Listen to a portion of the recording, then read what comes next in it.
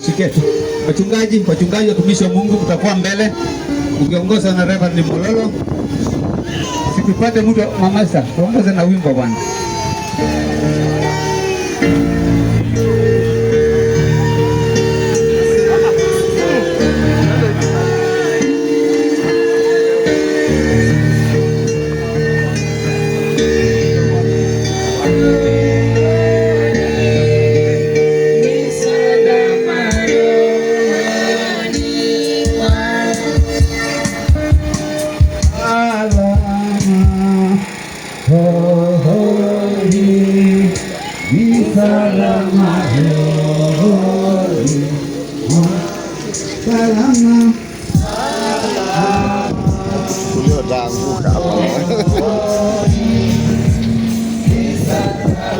Kuna giza.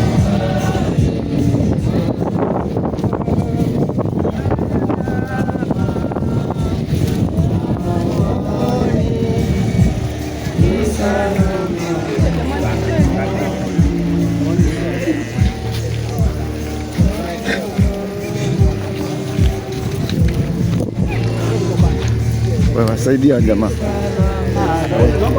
Jamaa, saidia jamaa. Naweza angusha meza.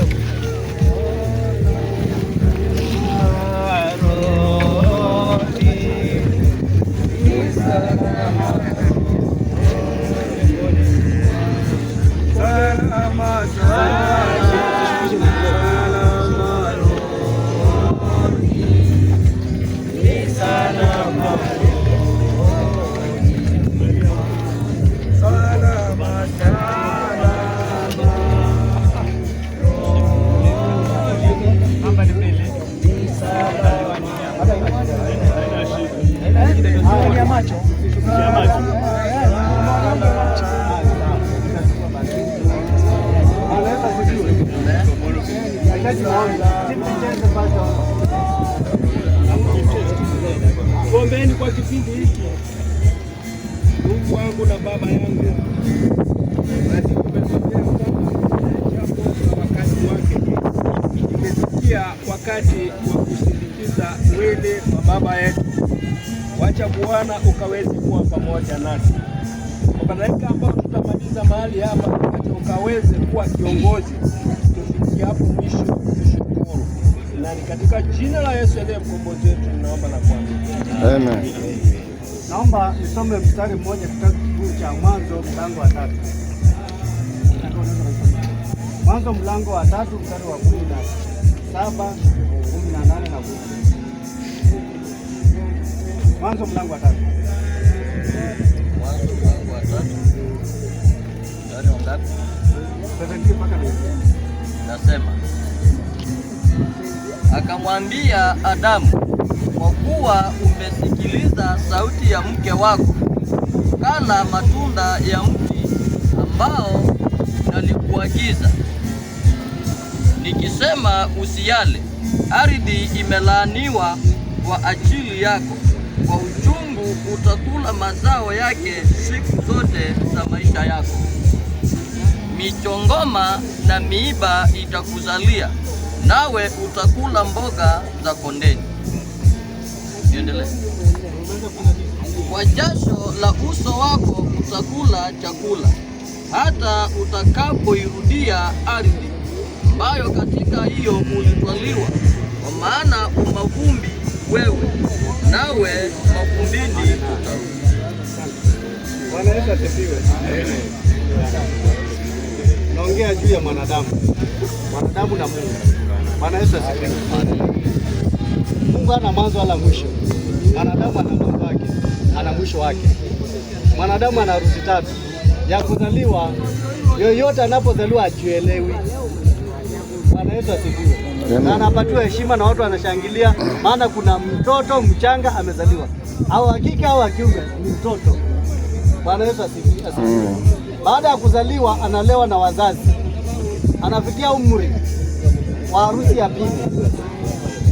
Ni mke anapata mume anaolewa. Ni mume anapata mke anaoa. Na kwa sababu Mungu ni wa baraka, anabarikia mwanadamu atazaa watoto wa kimwili ama wa kiroho. Bwana Yesu asifiwe. ni harusi ambao wale ambao wanakupenda unawaona, wale wanakuchukua unawaona, maana wanakuchukia hata kuja kwa harusi. Bwana Yesu asifiwe. Amen. Ya mwisho ndio hii, na mara nyingi tunasema rest in peace, lala kwa amani. Bwana Yesu asifiwe. Na ndio sababu tunapeana nafasi kwa familia na kwa yoyote yule anafikia mahali anasema, wewe Mungu ni wewe umekuleta na ninaachilia uende salama. Bwana Yesu asifiwe. Amen. Sehemu ambayo tumesomewa tumeona kwamba mwanadamu atafanya kazi atoe jasho ndiposa kula. Asipotoa jasho na anataka kula, anaingia na roho ya kuiba. Anataka kula, anataka kuvaa, anaingia na hiyo tamaa ya kufanya maasi. Lakini anapofanya kazi kama baba alikuwa anafanya kazi, anafanya kazi na siku yake ikifika mwisho analala. Naombea baba, nenda salama.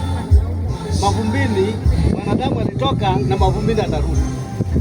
Kama ukubaliana hapa maneno, chukua sabuni uende uoge, utakuta sabuni itaisha na bado unatoka uchafu. Kwa nini? Ni mavumbi. Bwana Yesu asifiwe. Amen. Pumzi ilichukuliwa siku ile Mungu alichukua akatubakishia mabaki ya mwili ambapo tunarudisha mavumbi. Na nimetangulia kusema kifo si mwanadamu analeta. Ni siku ya mtu ikifika, Mungu anakuambia mwanangu njoo. Anakutoa katika shida za dunia hii, anakupeleka mahali pengine kulingana na vile ulivyojichagulia. Mungu atusaidie. Amen. Bwana Yesu asifiwe. Amen. Naomba mwili tuupeleke chini. Sasa kuchukuliwa ni mpaka iishe. Ni wale watu sangapi? Haya, basi isaidiwe tolewe.